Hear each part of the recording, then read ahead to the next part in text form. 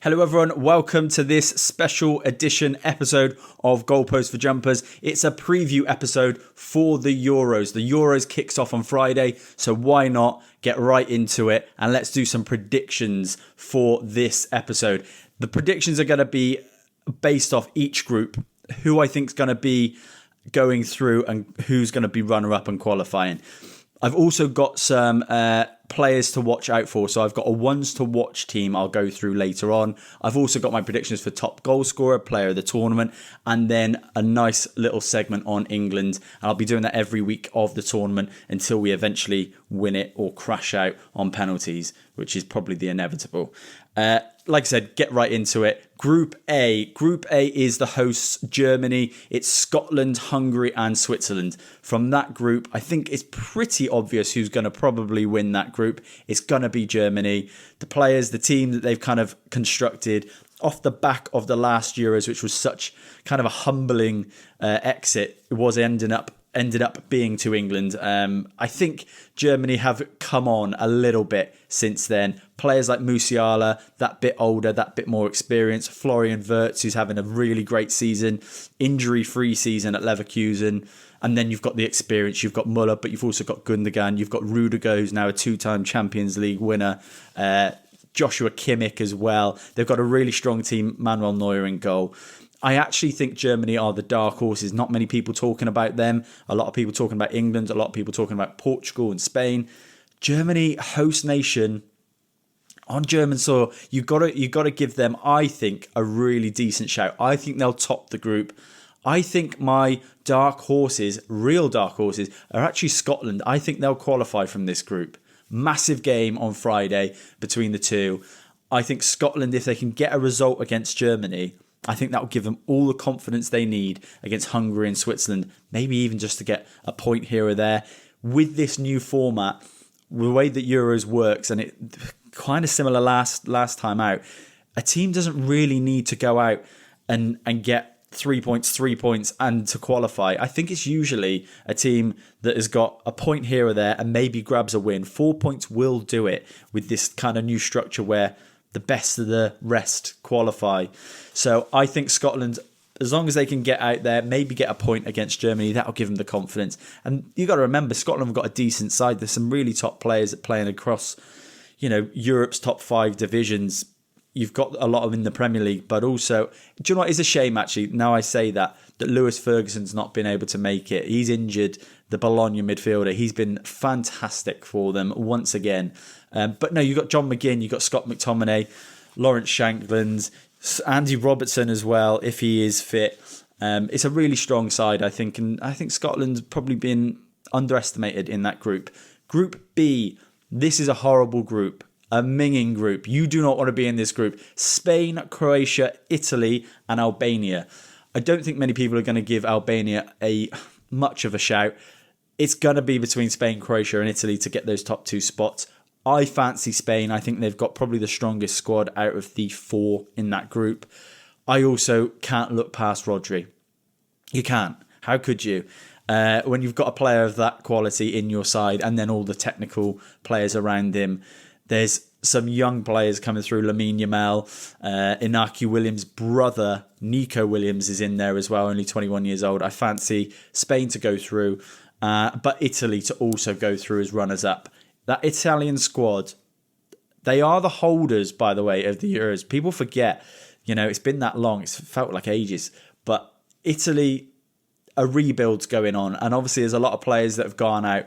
Chiellini, Bonucci, these players who are kind of the main integral parts, the anchors, they've gone, and it's kind of bringing in the new breed now. And a lot of these players are quite unknown. A lot of these players are playing in Italy, out of the Italian league, and a lot of people who wouldn't have followed the Italian league recently probably won't know a lot of their players who start for their first game in the Euros. But I do think there is enough there. Croatia, another side that's probably under a rebuild. Their main anchors, their main players starting to be pushed out. Luka Modric is that bit older.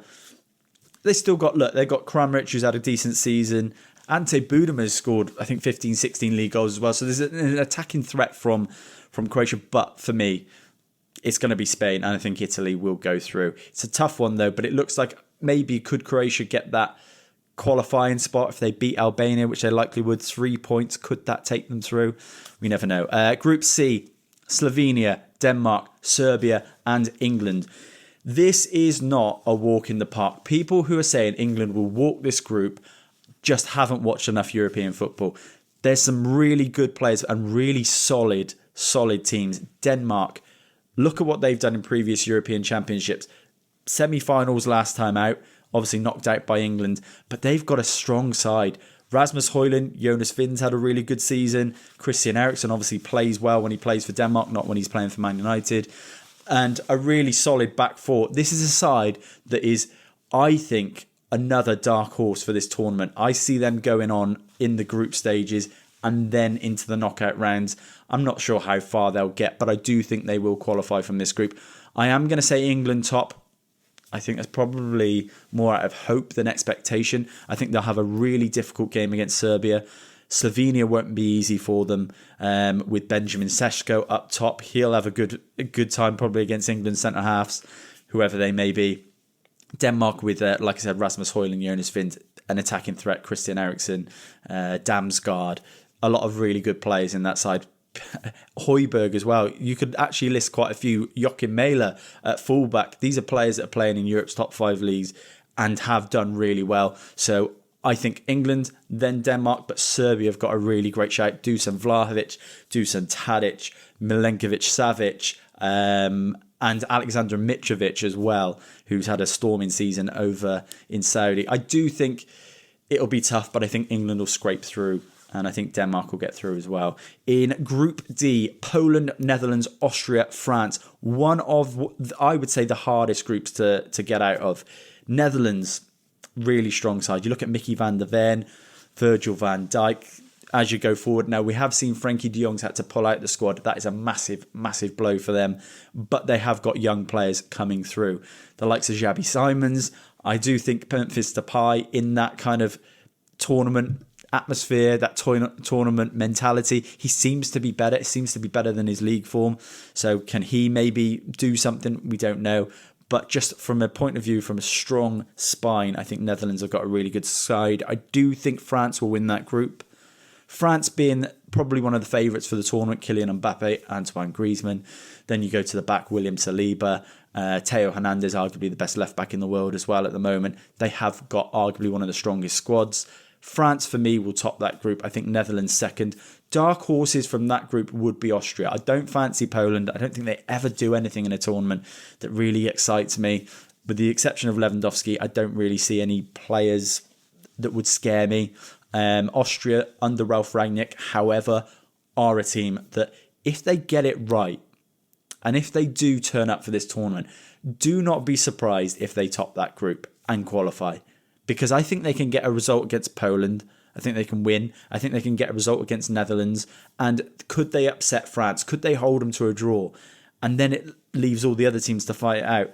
Ralf Rangnick has got them playing, and they've had some big results and big results against some big teams as well under his management. I don't know. I'm going France. Netherlands, probably the easy picks. But Austria, don't be surprised. Group E, Belgium, Slovakia, Romania, and Ukraine. This is probably the group where I would say I'm most confident of the top team. And then the rest, probably I'm going to say Ukraine qualify from there. Belgium top. Belgium with Lukaku fit and firing. The top goal scorer in qualifying was Romelu Lukaku. He's not had the greatest season, but you know what you're going to get from Lukaku, particularly in that Belgium side. Kevin De Bruyne are in behind. There's still a lot of quality. Leandro Trossard, Jeremy Doku, really attacking players. I do fancy Belgium to top that group, and I do fancy Ukraine to qualify. The reason I think Ukraine over the other two, Romania and Slovakia, I don't think there's a massive jump in class between those teams, but Ukraine have a striker who is banging form in Artem Dovbyk, and I do think his form, if he can carry it into the Euros, that will be enough to get past Romania and Slovakia and qualify them. The last group is Group F, Turkey, Georgia, Portugal, and Czech Republic. Now, I do believe that this is the group with the tournament winner, Portugal. I think under Roberto Martinez, I'm not saying that he's the greatest manager, but it seems like in qualifying, they were by far the best team. They won every single game in qualifying. They conceded very few goals, scored the most goals. Ronaldo, absolutely firing. Do not rule him out. Bruno Fernandes looks brilliant in a Portugal shirt. Bernardo Silva, Cancelo, Dalot, Ruben Dias, João Felix, Rafa Leao. They have got an unbelievable side, and that's not even mentioning the likes of Jota as well, and João Neves, one of the young talents coming through. I think Portugal will go really far in the tournament. I do think they'll win it. I think Turkey will get out of this group. The only thing I think with that group is, can Kvicha Kvaratskhelia drag Georgia through? They got a striker, Mikkel Tadzi. He's had a decent season, couple of goals, but he is the standout player for that team. Can he drag them through? I don't know. The reason I've gone Turkey, I think Çalhanoğlu and Arda Güler, two players with absolute bags of quality that I think will be the difference in those big games against Georgia and Czech Republic. Whether they beat Portugal or not, I don't think so. But I see those two teams qualifying. Czech Republic, I'm not fully sold on, but they're a difficult side to face, particularly in that group if you're Georgia or Turkey. Solid side, not for me. I think Turkey will just about edge it. And that would be, for me, I think the group with the tournament winner. I do fancy Portugal. But I will go into depth on that. The next part of my predictions are a few different things that you're probably going to see very similar sort of things from what I've just said. But starting off top goal scorer, I've gone Ronaldo. I just said Ronaldo in that Portugal side. He's not finished. He is not finished. 35 goals, 11 assists this season. Yes, it was in the Saudi League. He's 39 years old. If he can do that there, he can do that on the international stage. And he has been doing it on the international stage as well. He's been doing it in qualifying. So to say that, it's in the Saudi League, he wouldn't do it anywhere else, I will guarantee you he will do this, and he will do it in the tournament as well. He's got, like I said, 35 goals in 31 games. That's an outrageous amount of goals, no matter what league you're in at that age. He showed the other night in the friendly against Northern Ireland that he can still do it on the big stage against international teams. For me, that is why he's going to be top goal scorer of the tournament. But not just that, I think he'll play the most games. I think Portugal will make the final, and I do think Ronaldo will be the key reason behind that. Takes penalties, of course, and free kicks.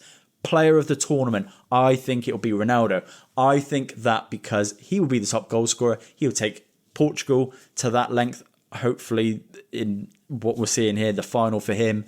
But if he happens to win this tournament for them, will he go down as the greatest player of all time? That's the question. Does he eclipse Messi by winning 2 European championships and seeing his team through, particularly at the age of 39, and doing it in every country as far as club level is concerned? I think maybe. If he's top goal scorer, I think he will be the player of the tournament in that case, just subsequently. Surprise team, I said it earlier, Scotland. I do think Scotland can find form. And if they do find form, like they did in that 2022-2023 stretch where they won 9 games out of 12, if they can find that tournament form that they found in that qualifying period, I think they can upset some teams. I don't see Hungary giving them a massive problem. I don't see Switzerland, whilst they are a solid team, giving them too many problems if they can get a result against Germany. I think that is the big game. That first game will be massive for them. If they can get a result, I see them qualifying. And I think with the support they've got, the feeling in the camp, you can see the players are really connected and love playing for their national side. I think they can go quite far. And that's a killer for an England fan to say. But look, I'm one of those people, I support ever so slightly my home nations. I want to see Scotland do well. I know Scottish people hate the English, but I kind of want to see you do well. Same as when Wales were in the Euros and they went to the semi-final. It's part of you that even as an English person, you kind of want them to do well. That is not reciprocated, and I understand. But hopefully we get to a point one day where that is reciprocated. But you know what? It's all right to have rivalry and also fuck you. So, and then surprise player. I mentioned him earlier again. Artem Dovbek. He got 24 goals in La Liga last season, 8 assists, but also he was the top goal scorer in La Liga, and that's getting in ahead of some big players in that league and doing it for a team like Girona as well, who you're not a Real Madrid, you're not a Barcelona, Atletico Madrid. I think 24 goals, 8 assists in a league campaign is fantastic. And Dovbyk, only 26 years old, he's probably hitting his peak. I think if he can score in an opening game and really give himself a good kickstart for the tournament, I do see Ukraine qualifying from the group. And I think Slovakia and Romania are teams that he can get some goals against.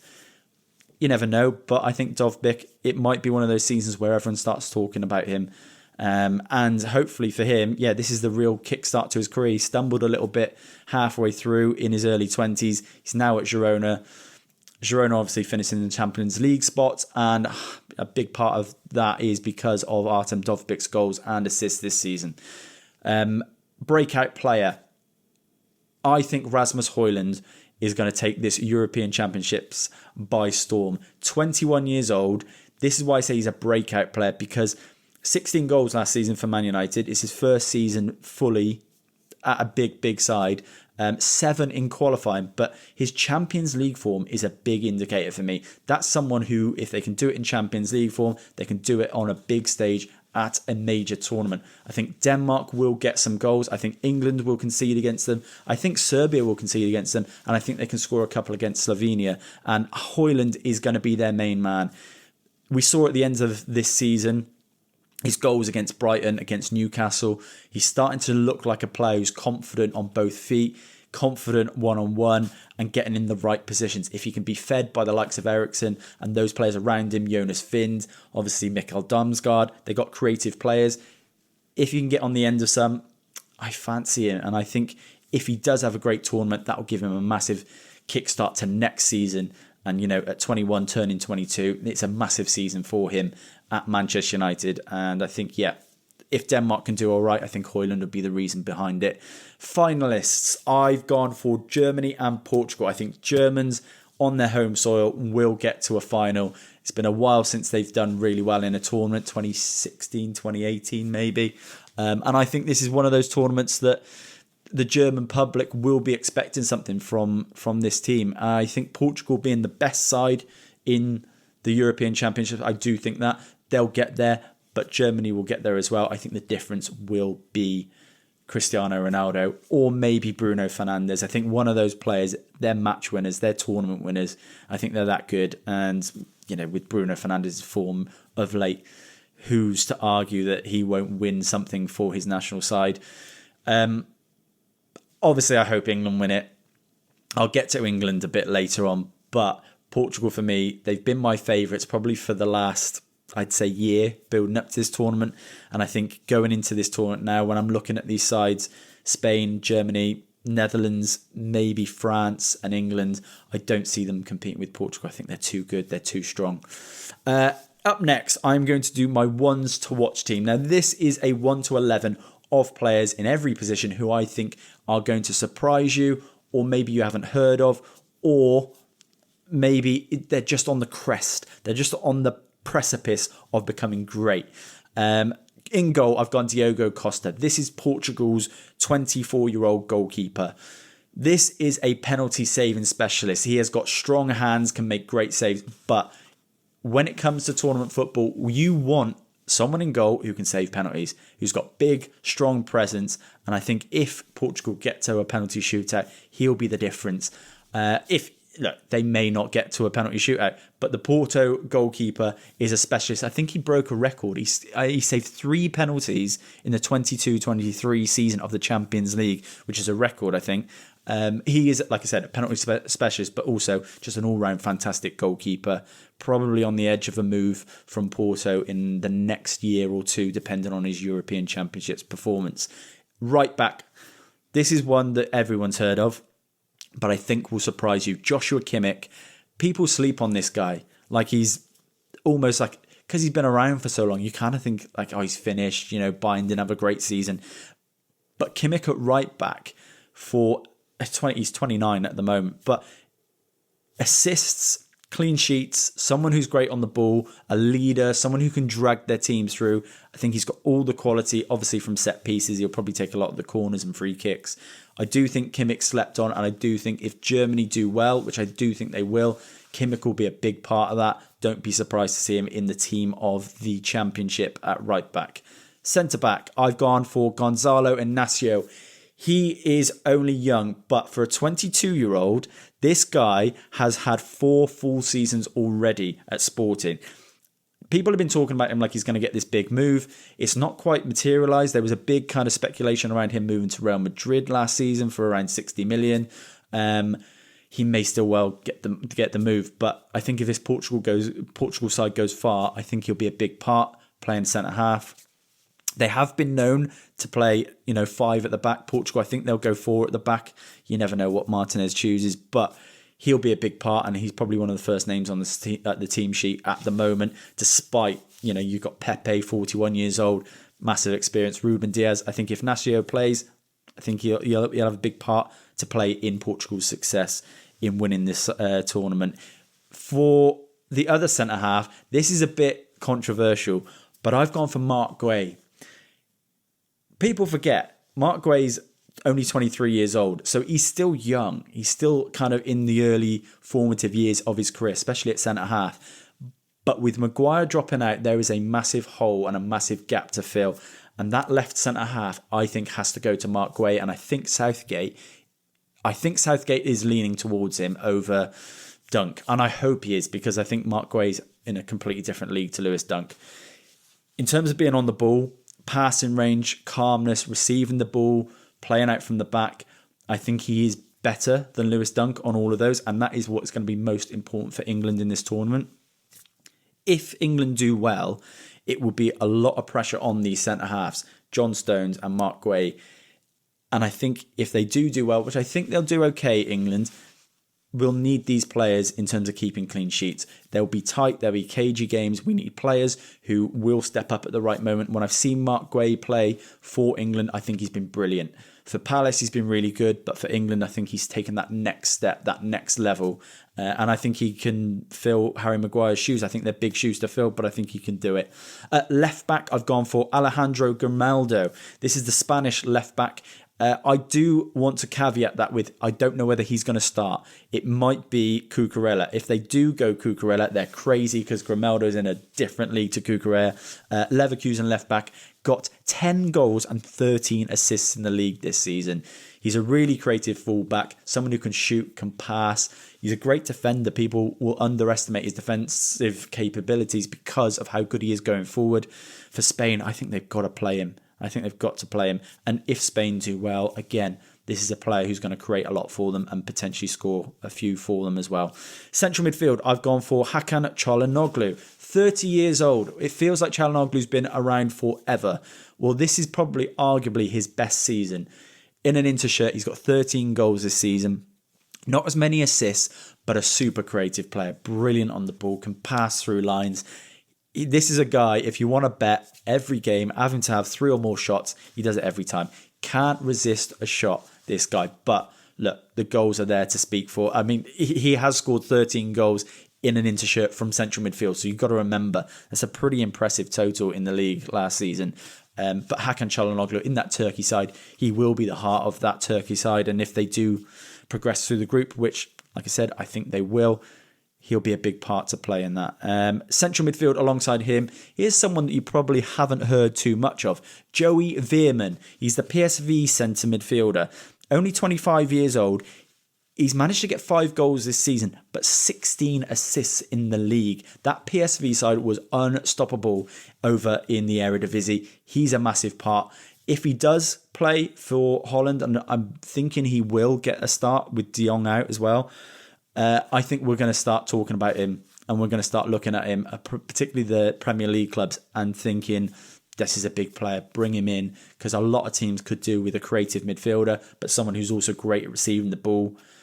He almost reminds me of, and I don't want to say it, but like a Michael Carrick, a Sergio Busquets on the ball, can receive the ball in tight spaces, dribble out, but he's got an eye for a pass. He's brilliant. I do think with the assists, the creativity there, if he does if he does play for Netherlands in this tournament, I think he'll have a big part again.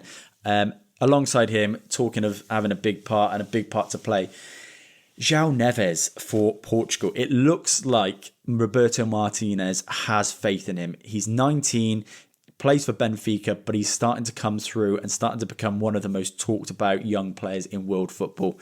He's one of those players where he plays like he's older than he is. It's one of those where, when you watch Kobbie Mainoo, Jude Bellingham, you see these players who are really young, but just look like they've got an experienced head. He's one of those. Great on the ball, fantastic getting back. He is a defensive midfielder. He is probably at a point where I would say within the next year he will get a big move. There's talks of him going to Man United. I think Dortmund were looking at buying him as well. I think he's a Premier League player in the making, and Roberto Martinez has backed him himself. He saw the talent that he had when he integrated him into the under-21 squad, left him in there, let him kind of develop, and now he's brought him in, and he probably will start at this rate for this Portugal side, at least 1 or 2 games in the group stages. I think a lot of people will be talking about him after this tournament. Right wing, Lamine Yamal, 16 years old, the Barcelona product.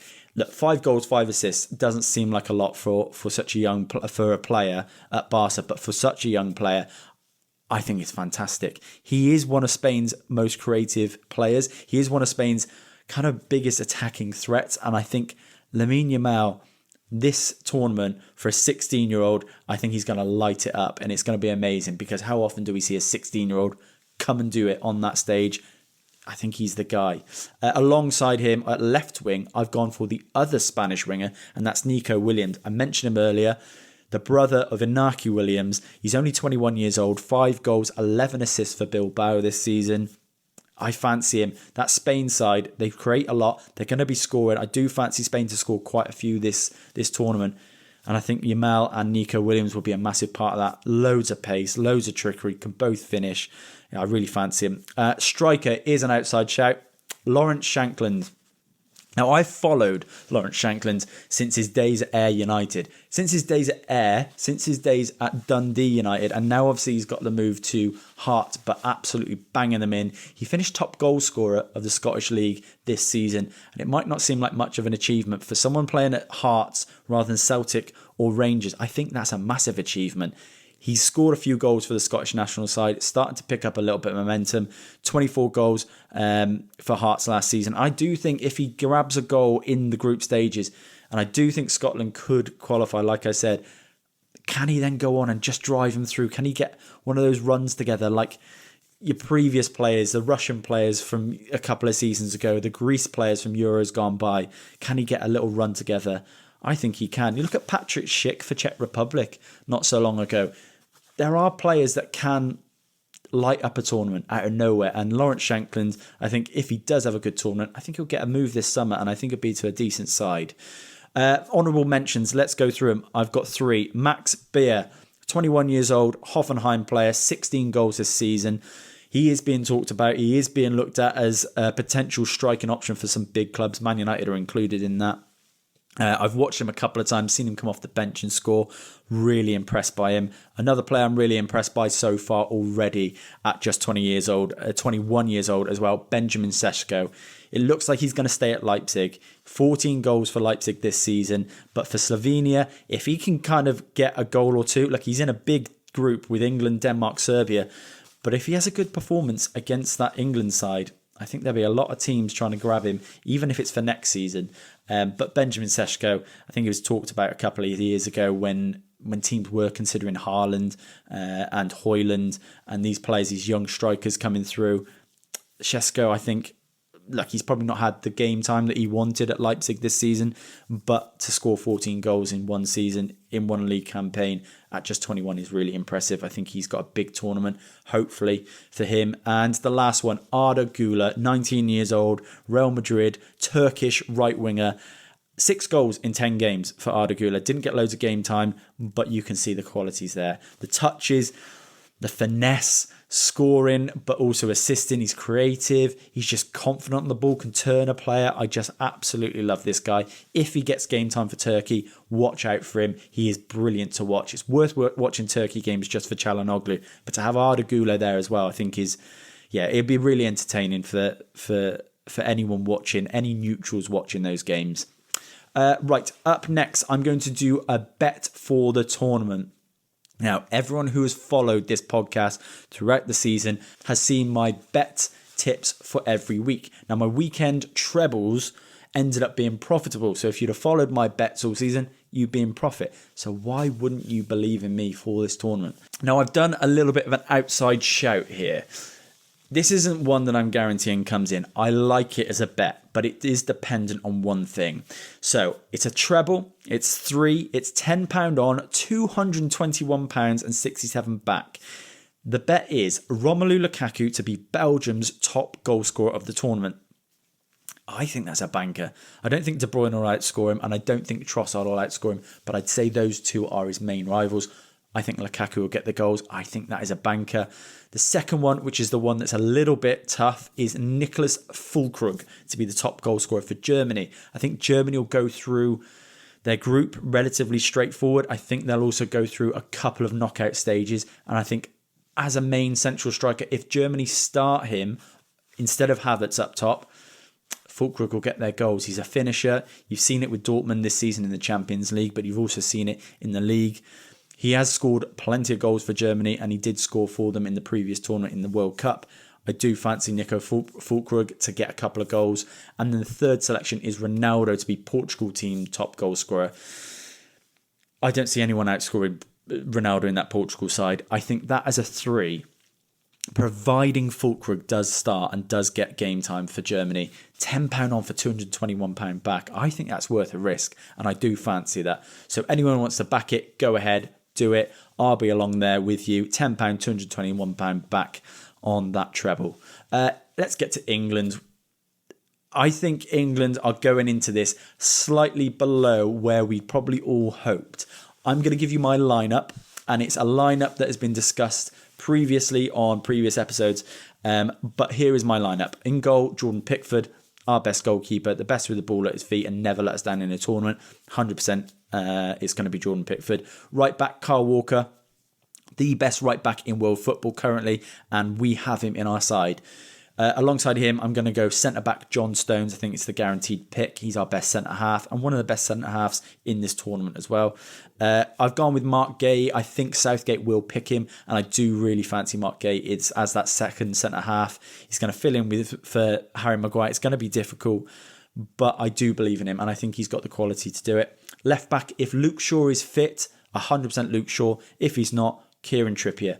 I have got no problems with Kieran Trippier playing left back. I think he's got all the quality to play either side. Yes, he's better from a right side, but I think he's shown that he's more than capable of filling in on the left-hand side as well.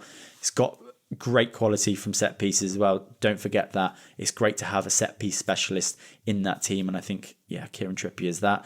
Central midfield, I've gone with Bellingham. I'm going Bellingham as an 8. I'm going Rice as a holding midfielder and Foden as a number 10 attacking midfielder. Rice, Bellingham and Foden is the 3. I don't think there's any other options. I'm going to hear loads of people say Trent Alexander-Arnold. I'm not having it. He's not a midfielder, so I don't know why we'd risk playing him. Rooney put it really well on the overlap, I think a couple of days ago. When it gets to a France or a Spain or a Portugal or a big side, is Southgate going to choose Trent in midfield? Absolutely not. So why start with him there?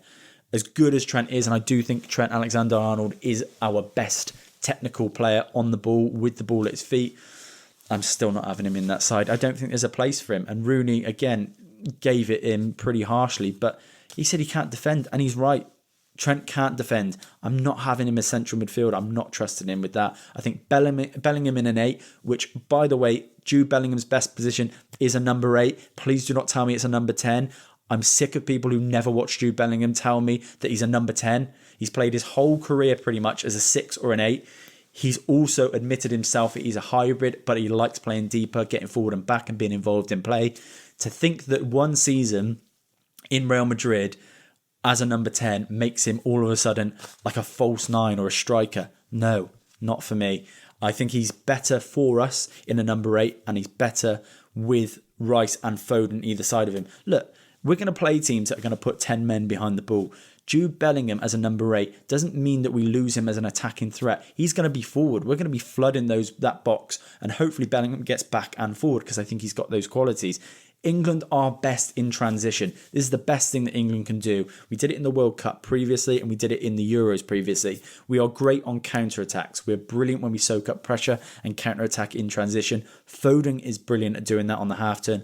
Bellingham, that's his best quality for me. And Declan Rice, holding midfielder, but can pass the ball and move the ball through lines. This is how England win matches, and it's how England win a tournament. You've got to play these three.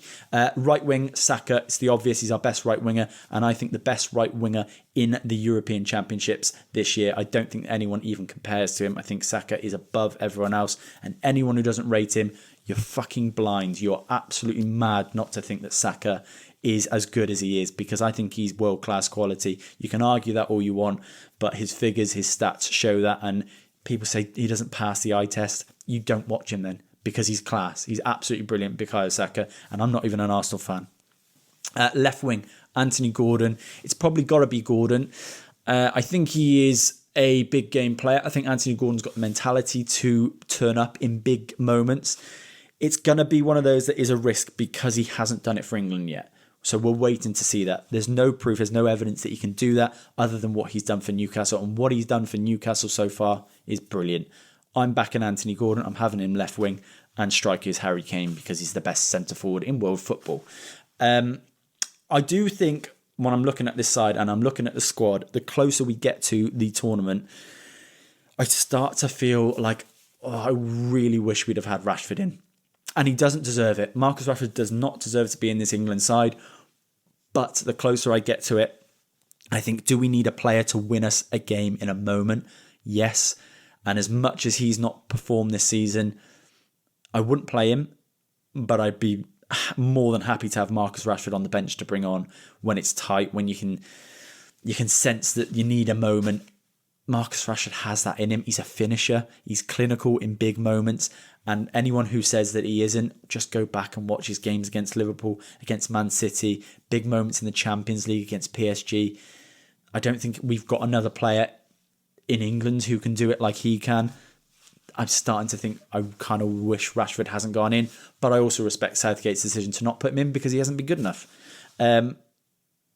Look, I'm relatively confident that we'll get through the group. I think it's going to be difficult. It's not going to be easy. Expect 0-0s and 1-0s and tight games up until the last minute. Expect to maybe concede and have to try and, I would say, probably try and get a draw out of a game here and there. It's not as easy as turning up and winning 3 and 4-0. There'll be plenty of people on Southgate's back this tournament. They already are before we've even kicked a ball. It's ridiculous. But I would implore you as England fans, please, regardless of what your feelings are, air them at the end of the tournament. Nobody's going to get sacked during the tournament. Southgate's not going anywhere during the tournament. Get behind him. If you hate him after, say it after. Splash it all over social media. But during a tournament and leading up to a tournament, the fact that people want to create negativity around these England players and this England team is madness. You can see that Southgate has galvanised a team. He has got a team playing for him, that loves playing for him, love being part of the England setup. It's the first time in my lifetime I've actually properly seen that. It's the reason why England have gone further in tournaments under this manager than any previous manager. Back him in this tournament.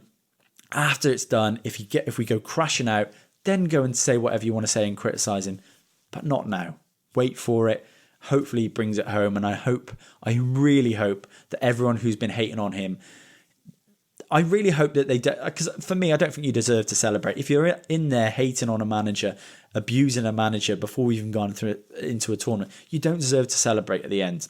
That's my feeling on it. Right, guys, that is the end of this episode. I'm going to be back over the next coming weeks. I'll be doing some European Championship previews of future games, but also some analysis after the games. Hopefully we do some more England content as well. So make sure you stay tuned for it. Keep up to date with us. We are all on social media platforms. On Instagram, it's Goalpost TV. On TikTok, we are changed. We are Goalpost_TV. You can also follow my personal page. I'm Goalpost Alex. make sure you follow us. Guys, that is it for the episode. Hopefully you have a great tournament. I am going to be there every step of the way. Make sure if you haven't already subscribed to our YouTube channel, do it. You need to turn those notifications on because they are going to be a bit sporadic, these episodes. They're going to be after England games, sometimes before England games in the build-up. So if you want your Goalpost TV fix, make sure you are notified by it. If you haven't subscribed on our Spotify or on Apple Podcasts, do so. If you can give us a review, that is great. If you can like this episode, even better. Thanks, guys.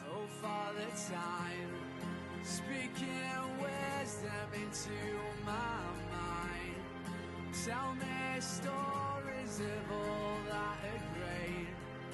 Cherish these days before it's too late.